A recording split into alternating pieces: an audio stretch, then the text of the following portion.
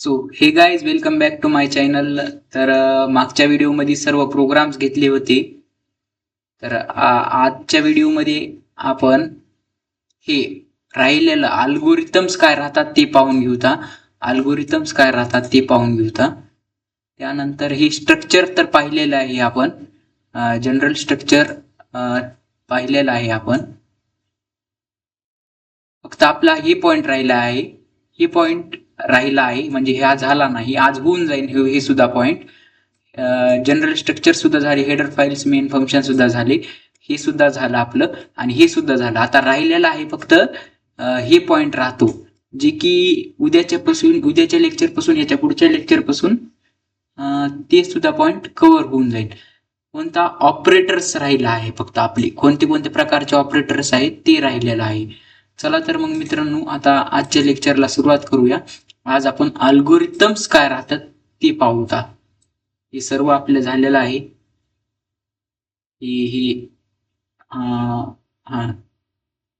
Header files सुद्धा झालेल्या आहेत. Access format specifier, access specifier पर्यंत झालं आपलं. आता अल्गोरिथम काय राहतात मित्रांनो? Algorithms are the steps. आधी अल्गोरिथमची डेफिनेशन वाचून घ्या. Step by step execution of program in a simple language is known as algorithm. म्हणजे अल्गोरिथम म्हणजे अशा स्टेप्स राहतात मित्रांनो. ही स्टेप्स 1, स्टेप 2, स्टेप 3. त्या स्टेप मध्ये आपण प्रोग्राम मध्ये कोणती स्टेप वापरणार आहोत ते लिहायचंय मित्रांनो त्या स्टेप मध्ये. आणि ते स्टेप मध्ये ही डेफिनेशन तुम्ही पाठ असाय पाहिजे. परीक्षेमध्ये 2 मार्काला विचारतात अल्गोरिथम बद्दल, डिफाईन अल्गोरिथम म्हणून. त्या टाइमाला तुम्हाला step by step execution of program in a simple language is known as algorithm असं लिहायचं आहे. सिंपल लँग्वेज म्हणजे कोणती? आपली इंग्लिश, मराठी, इंग्लिशच, मराठी, हिंदी तर आपल्या सिंपल लँग्वेज झाली. पण या प्रोग्रामला इंग्लिश लँग्वेज मध्ये कसं इम्प्लिमेंट करायचं ती आधी आपण प्लॅन बनवतो. अल्गोरिथम म्हणजे काय राहतं? Algorithm is written before program. ह्या प्रोग्राम लिहायच्या आधी आपण अल्गोरिथम लिहितो. हो, हा अल्गोरिथम आपण प्रोग्राम लिहायच्या आधी लिहितो. अल्गोरिथम काय राहते? प्लॅन राहते. ही आता हे स्टेप 1, स्टेप 2, स्टेप 3 हा प्लॅन झाला. प्रोग्राम काय राहतो? Implementation of that plan. या प्लॅनचा इम्प्लिमेंटेशन म्हणजेच हा प्रोग्राम राहतो. तर आता समजून घ्या मित्रांनो, परत एकदा सांगतो. आता आधी आपण एक्झाम्पल बघू. Step 1, read A and B. A and B नावाचा व्हेरिएबल आहे, त्याला रीड करायचं. आणि स्टेप आता आपल्याला ऍडिशन साठी हे करायचं आहे, समजा प्रोग्राम लिहायचा असेल ह्या ऍडिशन साठी, तर आपण विचार काय करू शकतो? युजर कडून इनपुट घ्यायचं किंवा हार्ड कोड करायचं. इथं हार्ड कोड केली आपण या एक्झाम्पल मध्ये व्हॅल्यू आपण हार्ड कोड केली. तर मग युजर कडून इनपुट घ्यायचं आणि हार्ड कोड घ्यायचं, हे 2 मेथड राहतात. तर आपण हार्ड कोड मधून इथून घेतली व्हॅल्यू. चला वा, स्टेप 1 काय राहणार? स्टेप 1 मध्ये आपण युजर करून आणि अल्गोरिथम फक्त लॉजिकचाच बनवतात. ह्याचाच म्हणजे लॉजिक म्हणजे एवढं राहते. हे मेन फंक्शन मध्ये जे लिहितात त्याला लॉजिक म्हणतात. ते लॉजिक म्हणजे तेवढंच राहते आणि लॉजिकचाच अल्गोरिथम बनते. तर पहिल्या ह्याच्यात काय आहे मित्रांनो? Read A and B. Read म्हणजे ए अँड बी च्या व्हॅल्यू घेतल्या. इथं ए ची व्हॅल्यू घेतली आणि बी ची व्हॅल्यू घेतली 7. आणि स्टेप 2 मध्ये काय केले? C is equal to A plus B. Step 2 इथं पहा प्रोग्राम मध्ये काय केले? C is equal to A plus बी.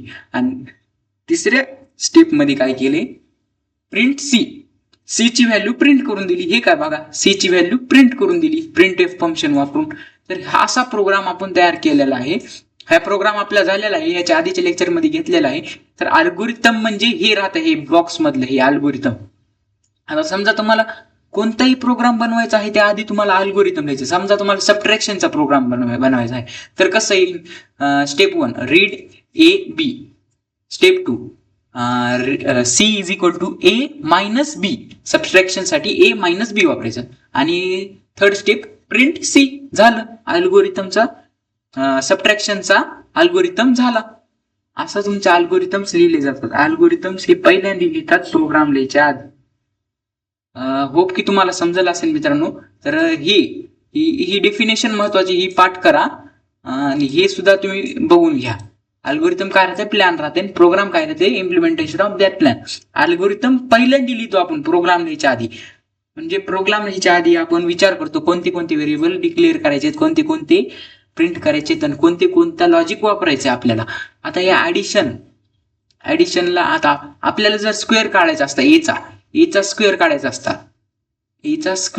असता आपल्याला, तर एचा स्क्वेअर आपण असं सुद्धा काढू शकतो आणि असं सुद्धा काढू शकतो, ए इंटू ए. इथं डायरेक्ट स्क्वेअर वापरून सुद्धा काढू शकतो आणि हे पण वापरून सुद्धा काढू शकतो एचा स्क्वेअर.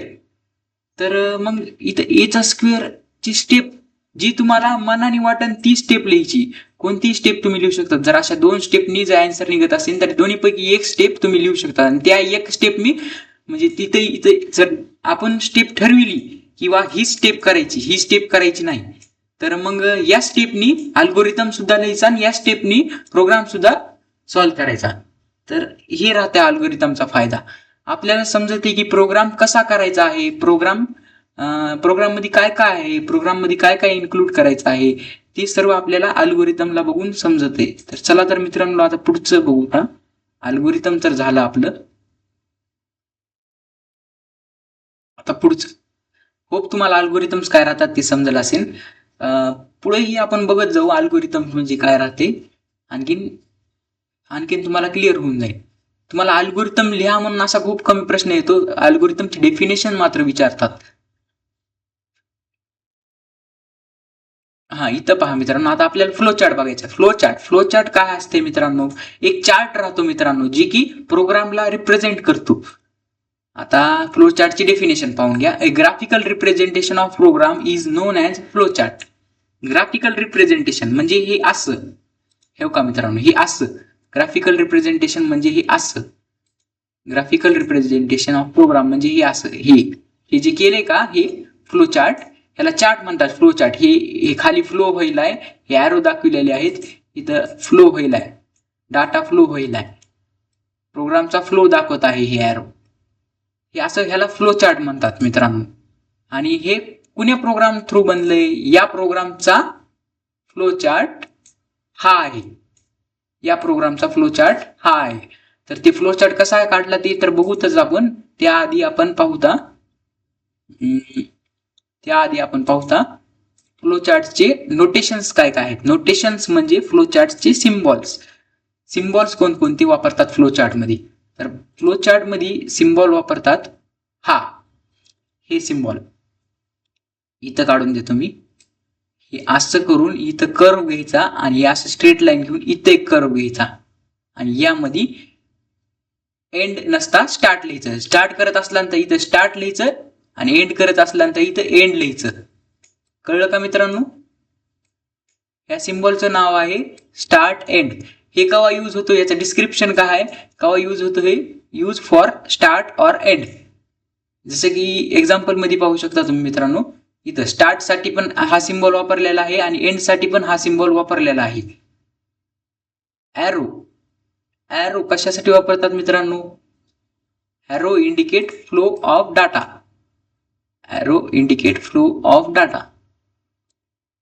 हे ॲरो हे असा स्ट्रेट ॲरो आणि हे फिल्ड करून टाकायचं, हे असं भरून टाकायचं, मधून असं खुल्ला सोडायचं नाही.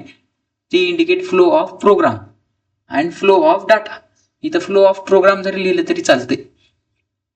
फ्लो ऑफ प्रोग्राम म्हणजे आता या प्रोग्रामचा फ्लो बघा, स्टार्ट पासून हे इनपुट घेणार, पुन्हा त्यानंतर सम करणार आणि त्यानंतर प्रिंट करणार आणि त्यानंतर एंड होणार प्रोग्राम. असा फ्लो तिथं दाखविलेला आहे. इनपुट आउटपुट याला ॲरो म्हणतात, याला इनपुट आउटपुट म्हणतात. इनपुट आउटपुट बॉक्स म्हणतात ह्याला. याचं नाव इनपुट आउटपुट. हे कसं आहे मित्रांनो, असं रेक्टँगल सारखंच आहे, फक्त हे असं जरा क्रॉस मध्ये, हे इथं क्रॉस मध्ये, हे खाली झुकलेलं आहे, जरा हे असं खाली झुकलेलं आहे. हे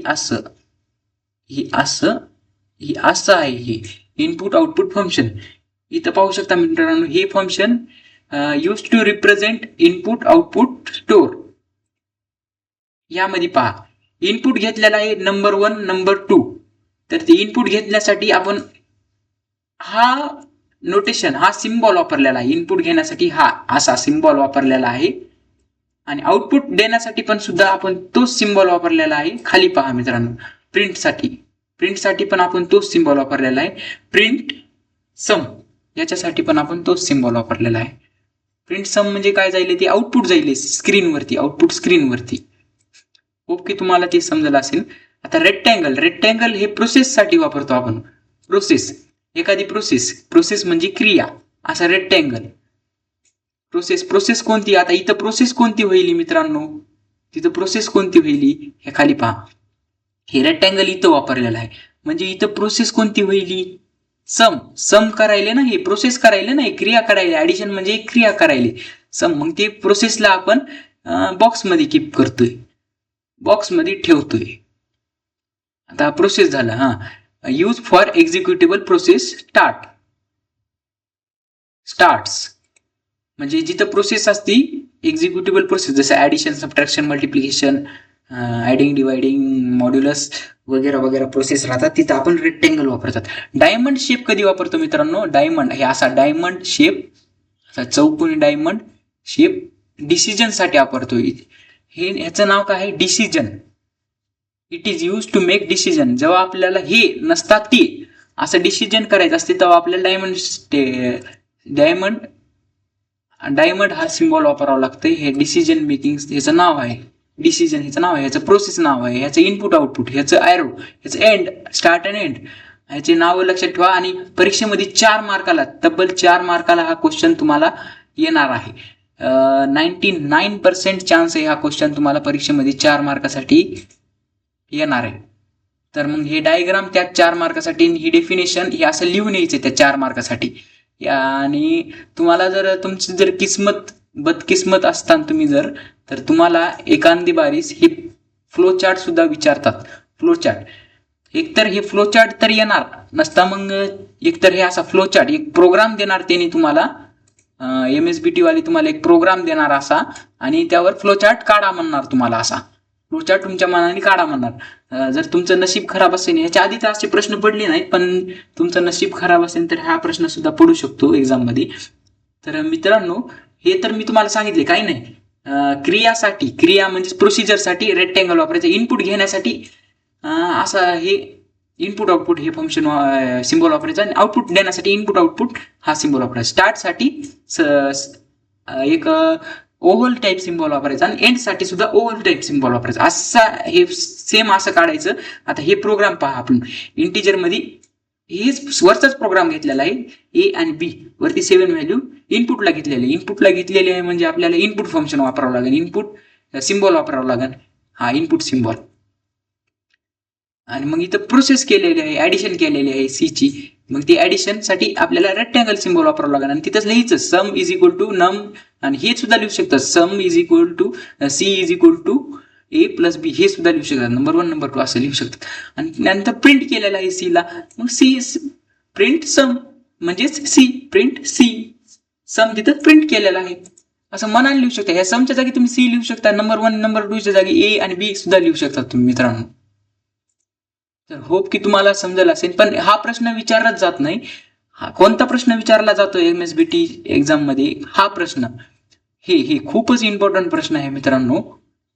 हे तुम्हाला विचारतात, symbols use in flow chart. त्यानंतर आपण फ्लो चार्टची डेफिनेशन लिहायची, ही मनानेच लिहायची definition. Flow chart is a graphical representation of program. हे जरी विचारली नसती तरी ती डेफिनेशन फेकून यायची, आन्सर मोठं दिसतंय.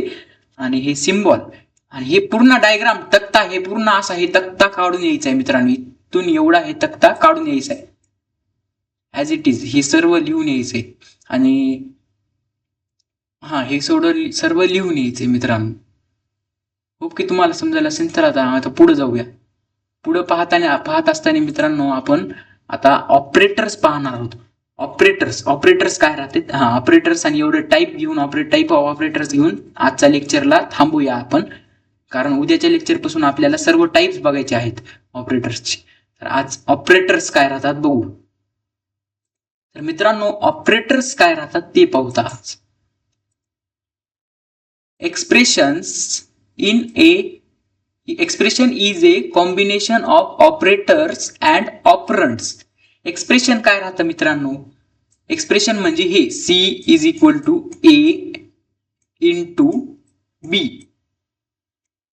एक्सप्रेशन म्हणजे हे C is equal to A divide by B.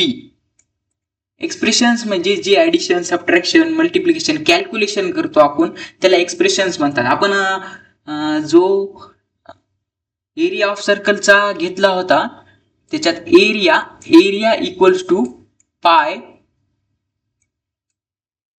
R into r, pi into r हे असं केलं होतं. हा फॉर्म्युला आपण वापरलेला होता एरियाच्या प्रोग्राम मध्ये, एरिया ऑफ सर्कलच्या प्रोग्राम मध्ये. ह्याच्या आधीच्या लेक्चर्स मध्ये तुम्ही पाहिलं नसेल तर पाहून घ्या.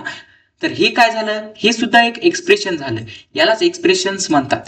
त्यानंतर ऑपरेटर आणि ऑपरंड्स या दोन मधला फरक जाणून घ्या. ऑपरेटर म्हणजे कोणते, आता मी ऑपरेटर्स कोणते झाले मित्रांनो, हे इनटू, हे डिव्हिजन, हे मल्टिप्लिकेशन, इथं हे ऍडिशन, हे झाले ऑपरेटर्स. हे इक्वल टू, हे इथं इक्वल टू, हे झाले ऑपरेटर्स, हे इक्वल टू. आणि ऑपरंट्स काय झाले मित्रांनो, हे ऑपरंट्स काय झाले माहिती का, ऑपरंट्स म्हणजे हे ए, हे बी, हे झाले तुमचे ऑपरंट्स. हे सी, इथं सी, हे ए, हे पी वाय, हे आर, हे झाले तुमचे operands. A B C are the operands. इथं पाहू शकता सी, ए आणि बी हे ऑपरंट झाले. हे सर्व काय आहे मित्रांनो, हे C is equal to A plus B, हे एक्सप्रेशन आहेत प्रोग्राम मधलं. आपण सी ऍडिशन करतो ए आणि बी ची, त्याची व्हॅल्यू सी मध्ये स्टोअर करतो, ते एक एक्सप्रेशन झालं. त्यात ऑपरंट सी, ए आणि बी आहेत आणि ऑपरेटर्स हे प्लस आणि हे इक्वल टू, हे ऑपरेटर्स झाले. ऑपरेटर्स काय राहतात मित्रांनो, तर ते सिंपल लँग्वेज मध्ये सांगायचं जर म्हणलं तर ऑपरेटर्स हे स्पेशल सिम्बॉल्स राहतात. Operators are symbols which is indicate operation to be perform. Operators हे एक सिम्बॉल राहतात which indicate operations to be perform. आता हे एक ऑपरेटर आहे, प्लस हे ऑपरेटर आहे, हे कोणतं ऑपरेशन परफॉर्म करतंय, ऍडिशनचं. मायनस हे एक ऑपरेटर आहे, हे सबट्रॅक्शनचं. डिव्हिजन हे ऑपरेटर आहे, हे डिव्हिजनचं काम करते. मॉड्युलस हे एक ऑपरेटर आहे, हे मॉड्यूल फाइंड आउट करते. 2चं मॉड्युलस किती, 0 1 असं हे मॉड्यूल फाइंड आउट करते. आणि मॉड्युलस एक ऑपरेटर आहे. आणि मल्टिप्लिकेशन म्हणजे ते तुमच्या प्रोग्रामिंग मध्ये हे असं एकदम असं किचकट असं ऑपरेटर आहे. वर आपण पाहिलेलं होतं मल्टिप्लिकेशन मध्ये. इथून पुढच्या लेक्चर मध्ये आपण प्रोग्राम सुद्धा पाहणार आहोत. जेव्हा आपण अरिथमॅटिक ऑपरेटर पाहणार आहोत ना, तेव्हा हे सर्वचे प्रोग्राम्स आपण घेऊता, त्याचं टेन्शन घेऊ नका तुम्ही. तर फक्त एवढंच समजून घ्या की ऑपरेटर्स एक स्पेशल सिम्बॉल राहतात. हे सिम्बॉल म्हणजे ऑपरेटर्स आणि ऑपरंट्स म्हणजे हे वर्ड्स, हे ए बी सी हे ऑपरंट्स झाले. एवढं समजून घ्या फक्त. तर the systematic arrangement of operators and operands is called expression. एक म्हणलं का नाही तुम्हाला, हे एक्सप्रेशन म्हणजे काय राहते, ऑपरेटर्स अँड ऑपरंट्सचं सिस्टमॅटिक अरेंजमेंट, हेच ह्या वर्ड मध्ये लिहिलेलं आहे. जर तुम्हाला ऑपरेटर्सची डेफिनेशन लिहा म्हणलं तर तुम्ही ही लाईन लिहा, ही line. Operators are symbol which indicate operation to be perform आणि operands are variable on which operations to be perform. Operands are variable. Operands कोणकोणते, ए बी सी ते ऑपरंट्स आहेत आणि ते व्हेरिएबल, ऑपरंट्स आर व्हेरिएबल आणि त्याच्यावर ऑपरेशन्स आपण परफॉर्म करतो. तर इथं पहा मित्रांनो, हे आणि हे काय आहेत मित्रांनो, हे ऑपरेटर्स आहेत आणि हे ऑपरंट्स आहेत. तर होप की तुम्हाला समजलं असेल मित्रांनो. तर आता आपण टाइप्स बघून घेऊया. टाइप्स मध्ये arithmetic, relational operator, logical operator, assignment operator, increment and decrement operator, conditional operator, bitwise operator आणि स्पेशल ऑपरेटर. ही प्रत्येक टाईप आपल्याला प्रत्येक व्हिडिओ मध्ये बघायचे आहेत. होप की तुम्हाला आजचं लेक्चर समजलं असेल मित्रांनो. जरी नाही समजलं तरी पुढच्या लेक्चर मध्ये कव्हर करून घेऊता. So thank you, bye bye.